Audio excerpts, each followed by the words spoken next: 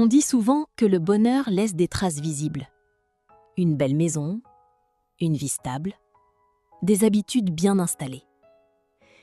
Et si on se fiait à ça, alors Mariam et Ibrahima étaient l'exemple parfait. Une villa moderne, silencieuse, impeccable. Chaque objet était à sa place. Chaque détail respirait le contrôle. Mais il y a des silences qui ne sont pas paisibles.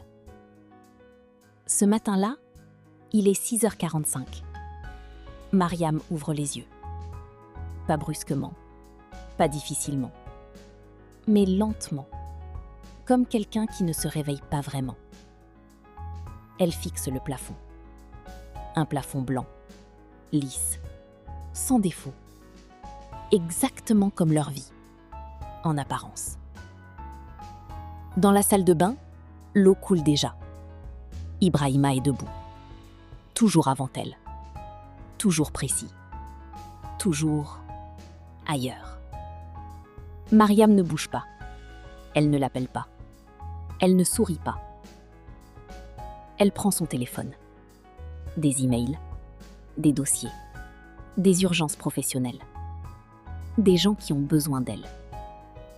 Mais pas un seul message personnel, pas un seul message de lui. L'eau s'arrête. Quelques secondes plus tard, Ibrahima sort, propre, net, déjà prêt à affronter le monde. Mais pas à affronter ce qui est juste devant lui. Il le regarde à peine. Bien dormi ? Une question simple, mais vide. Oui, et toi ? Oui. 2 réponses.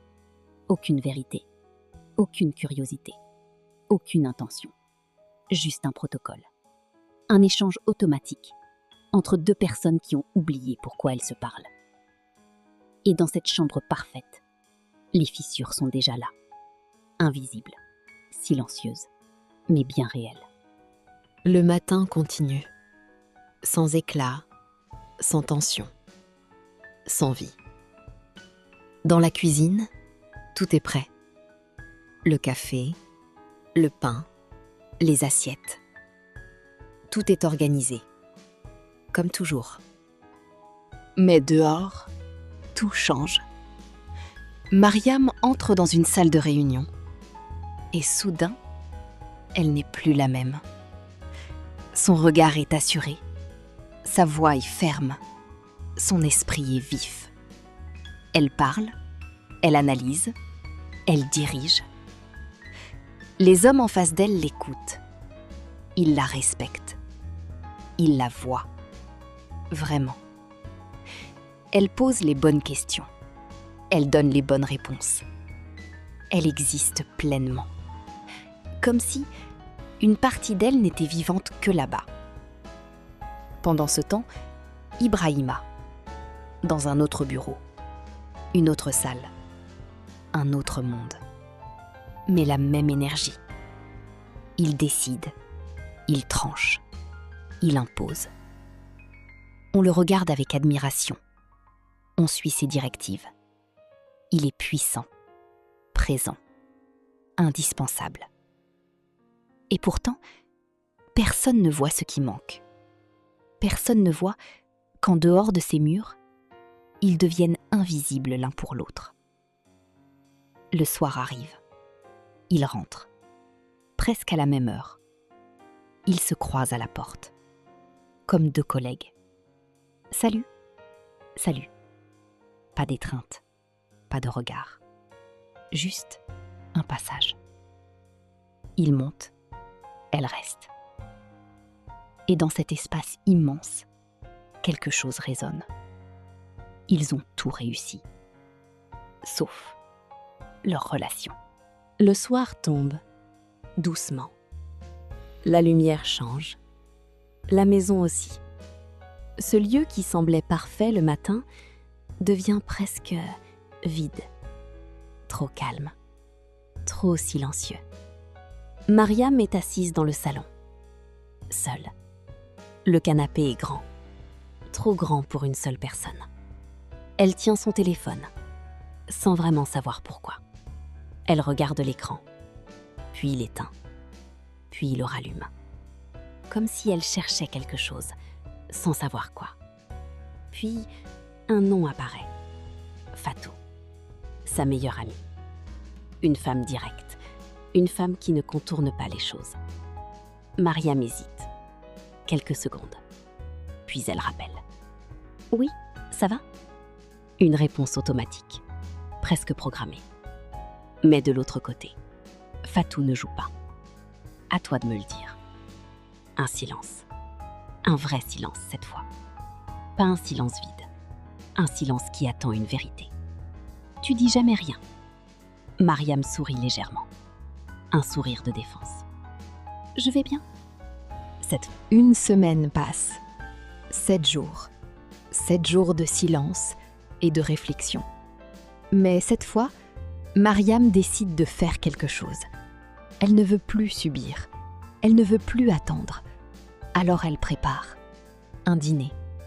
Pas un dîner ordinaire, un vrai moment, une tentative. La table est magnifique. Le vin est servi. Le repas est prêt. Chaque détail compte. Parce qu'elle espère encore. Elle espère retrouver quelque chose. Retrouver lui. Retrouver eux. La porte s'ouvre. Ibrahima rentre. Il regarde la table. Surpris. C'est quoi l'occasion ? Déjà, il y a une distance. Comme si un moment à deux devait forcément avoir une raison. Pas d'occasion. Elle sourit. Un sourire fragile. J'avais juste envie de passer du temps avec toi. Un instant. Un très court instant. Où tout peut basculer. Mais, Mariam, je suis crevée. Sa voix est honnête, mais dure. Je peux juste manger et dormir. Le sourire disparaît. Doucement. Sans bruit. Bien sûr. Elle ne discute pas. Elle ne se bat pas. Elle s'efface. Il mange. En silence. Encore. Le repas est bon. Mais personne ne le remarque. Le homard refroidit. Le vin perd son goût. Et entre eux, il n'y a rien. Rien à partager. Rien à dire. Rien à sauver. À ce moment précis. Après le repas, elle nettoie. Lui regarde la télé. Un match. Des cris. Du bruit. Mais pas entre eux. Elle le regarde. Cet homme. Celui qu'elle a choisi. Celui qu'elle a aimé. Et une question apparaît. Lente, mais brutale. Est-ce que je le connais encore ? Et pire, est-ce qu'il me connaît encore ? Ce soir-là, quelque chose change. Pas dans la maison, pas dans les habitudes, mais en elle. Elle est fatiguée. Fatiguée de se taire. Fatiguée de comprendre seule. Fatiguée d'attendre. Quelque chose qui ne vient pas. Quand Ibrahima rentre, elle ne détourne pas le regard. Elle ne fait pas semblant. Elle respire profondément. Il faut qu'on parle. Pas une suggestion.